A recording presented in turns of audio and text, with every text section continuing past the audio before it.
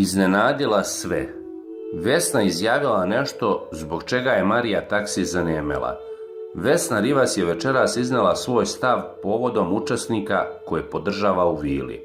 Kako se već zna da je druga majka Gastuzu i da ga na poseban način voli i podržava, postoji još neko ko je drag Vesni Rivas. Ona je naime prokomentarisala da bi u top 2 u finalu volela da vidi Nenada i Mariju taksi.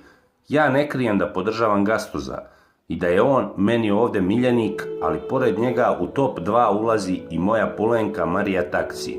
U ovoj sezoni ja igram za sebe.